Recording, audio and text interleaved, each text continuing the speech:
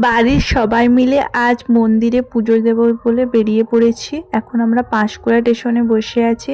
আমরা যাচ্ছি মাতপুরে যে মনসা মন্দিরটা আছে, ওই মনসা মন্দিরটায়। ওই মন্দিরটা নাকি খুবই জাগ্রত শুনেছি।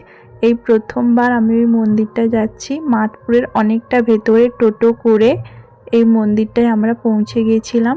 এই মন্দিরটার প্রথমে একটা বড় পুকুর রয়েছে, দেখতে পাচ্ছ। এই পুকুরটা কিন্তু খুবই সুন্দর। আমরা আগের দিন মঙ্গলবার মন্দিরে গিয়েছিলাম। এই মন্দিরে শনিবার আর রবিবার হলে পুজো দেওয়ার জন্য অনেক ভিড় থাকে। আমাদের বাড়ি থেকে এই মন্দিরটা বেশ অনেকটাই দূরে। এই প্রথমবার আমরা এইখানে এসেছি। এখানে এসে দেখছি এই মনসা ঠাকুরগুলো নিয়ে গিয়ে অনেকে পুজো করছে।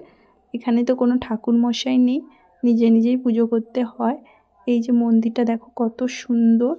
প্রথমে আমরা মন্দিরটা ভালো করে ঘুরে দেখলাম, তারপরে আমরা পুজো দেওয়ার জন্য সব কিছু কিনে নিয়ে লাইনে দাঁড়িয়ে পড়েছি। লাইনটা দেখো অনেক বড়। যত বড়ই হোক না কেন, পুজো দেওয়ার সময় কিন্তু কোনো অসুবিধা হয়নি।